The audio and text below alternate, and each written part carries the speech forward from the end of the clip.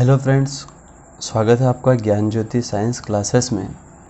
दोस्तों, कल हमने पढ़ा था संतुलित भोजन, असंतुलित भोजन, उसकी कमी से होने वाले कुपोषण के बारे में।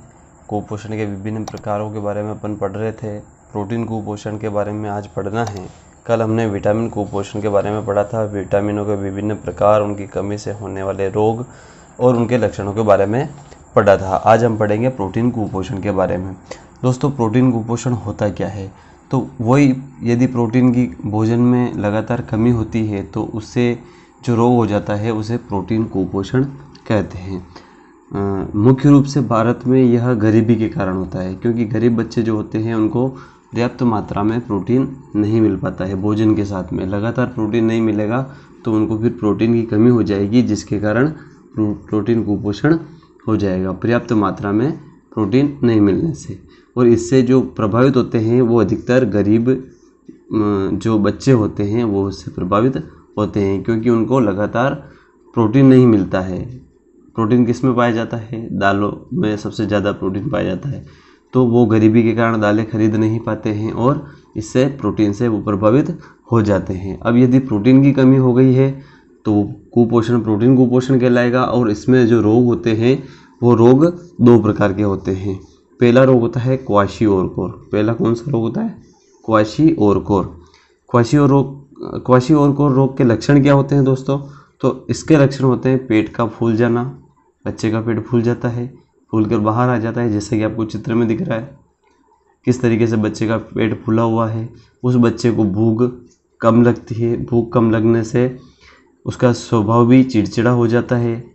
उसकी त्वचा पीली, शुष्क, काली हो जाती है, धब्बेदार हो जाती है और बच्चा बिल्कुल दुर्बल दिखता है, जैसे कि आपको चित्र में दिख रहा है।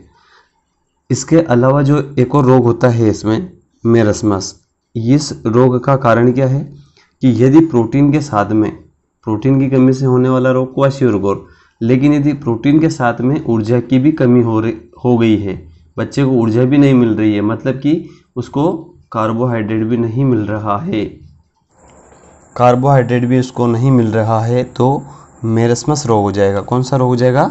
मेरस्मस। ध्यान रखना, ये दोनों अलग अलग रोग है। ये केवल प्रोटीन की कमी से होता है, लेकिन यदि प्रोटीन के साथ में ऊर्जा की भी कमी है तो रोग हो जाएगा मेरस्मस। इस मेरस्मस रोग के लक्षण क्या है? शरीर सूख कर दुर्बल हो जाता है, बिल्कुल कमज़ोर हो जाता है, जैसे कि आपको चित्र में दिख रहा है। चित्र में देखिए आप किस तरीके से शरीर सूख कर दुर्बल हो जाता है। आँखें कांतिहीन होकर, कमज़ोर होकर अंदर धस जाती है। कांतिहीन मतलब कि उसको दिखना कम हो जाता है और वो आँखें अंदर धस जाती है। ठीक है दोस्तों, अगला टॉपिक। ठीक है दोस्तों, तो पिछले वाले टॉपिक आप स्क्रीनशॉट ले लीजिएगा। दोस्तों, आगे बढ़ते हैं अपन खनिज कुपोषण के बारे में। खनिज कुपोषण, तो ये शरीर में विभिन्न खनिजों की कमी से होने वाला रोग खनिज कुपोषण कहलाता है। तो अब कौन कौन से शरीर में हमारे 24 प्रकार के खनिज हमारे शरीर में आवश्यक होते हैं। इनमें से कुछ मुख्य खनिजों के बारे में याद दे रखा है। तो जैसे कि यहाँ पर लौह खनिज है, लौह तत्व है, इसके वजह से जिसका निर्माण होता है, रक्त में हीमोग्लोबिन का निर्माण होता है लौह तत्व की वजह से।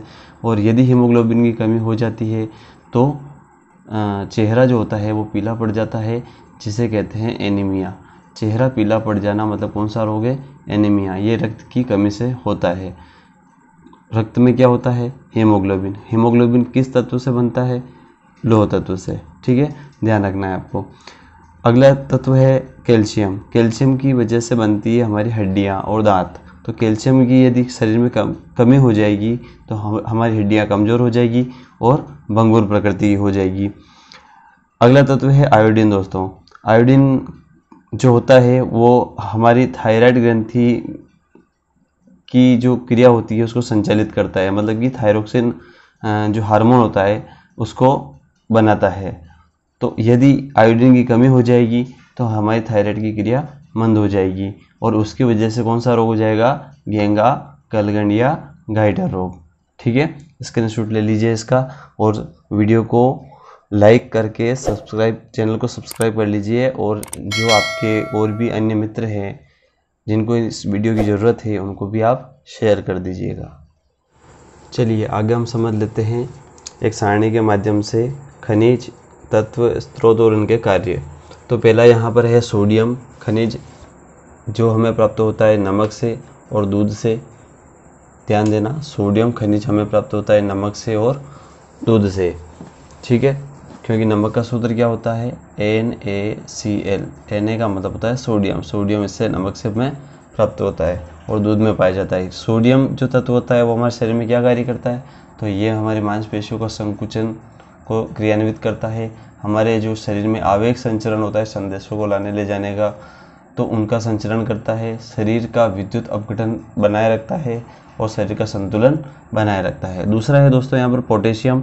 पोटेशियम जो होता है वो सभी खाद्य पदार्थों में लगभग पाया जाता है और इसके वही कार्य है जो सोडियम के कार्य है। जो सोडियम के कार्य है वही पोटेशियम के कार्य है। मांसपेशी संकुचन, आवेग संचरण, शरीर का विद्युत अपघटन, संतुलन बनाना, ये सभी कार्य पोटेशियम के भी है जो सोडियम के है। तीसरा है दोस्तों कैल्शियम, जो हमें प्राप्त होता है दूध से और हरी सब्जियों से। कैल्शियम जो होता है दूध से प्राप्त होता है विशेष, तो इसलिए हमें हमेशा दूध का सेवन करना चाहिए। और ये जो कैल्शियम होता है ये विटामिन डी किससे प्राप्त होता है, धूप से, प्रकाश से। तो विटामिन डी के साथ में मिलकर ये कैल्शियम हमारी हड्डियों और दांतों की मजबूती को बनाए रखता है, मजबूती प्रदान करता है, हड्डियों का निर्माण करता है। उसके बाद अगला आता है दोस्तों चौथा फास्फोरस। फास्फोरस जो होता है वो दूध, हरी सब्जियां, बाजरा और सूखे मेवे में पाया जाता है विशेष रूप से। तो फास्फोरस का क्या कार्य हो गया कि यह कैल्शियम के साथ मिलकर, कैल्शियम किसके साथ मिलकर, विटामिन डी के साथ मिलकर, और फिर ये कैल्शियम के साथ मिलकर हड्डियों और दांतों की मजबूती बनाए रखता है, मजबूती प्रदान करता है। उसके बाद आता है दोस्तों पांचवा लौह तत्व। लौह तत्व जो होता है विशेष रूप से गुड़ में, गाजर में और सब्जियों में पाया जाता है। सब्जियों में जैसे पालक हो गया, बैंगन हो गया, इनमें ये लौह तत्व मुख्य रूप से पाया जाता है। और इस लौह तत्व की वजह से हमारे शरीर में, रक्त में हीमोग्लोबिन का निर्माण होता है। और इसके अलावा उत्तकों का जो ऑक्सीकरण होता है वो भी इसी लौह तत्व की वजह से होता है। छठा है दोस्तों आयोडीन। आयोडीन जो होता है वो हमें समुद्री नमक से या जामुन से या जो काला नमक होता है उससे हमें आयोडीन मिलता है। कहते भी है कि हमेशा आयोडीन युक्त नमक खाना चाहिए। विशेष तो नमक में ये पाया जाता है जो हम डेली यूज़ में लेते हैं। तो इस आयोडीन की वजह से जो थायराइड ग्रंथि है उसमें थायरोक्सिन हार्मोन का निर्माण होता है, जो इससे पहले अपन ने पढ़ा है। और इसकी कमी हो जाती है तो फिर गलगंड या घेंगा रोग हो जाता है। ठीक है दोस्तों, आज के वीडियो में बस इतना ही। यदि आपने हमारा कल का वीडियो नहीं देखा है या इससे पहले वाला वीडियो नहीं देखा है तो आप हमारे चैनल को सब्सक्राइब करके उसमें जाकर इससे पिछले वाले वीडियो को देख सकते हैं और पूरे चैप्टर की तैयारी कर सकते हैं। हम इसी प्रकार से रोज़ इस क्लास को रेगुलर रखते हुए, निरंतर रखते हुए रोज़ाना आपके लिए नए वीडियो बनाकर अपलोड करेंगे।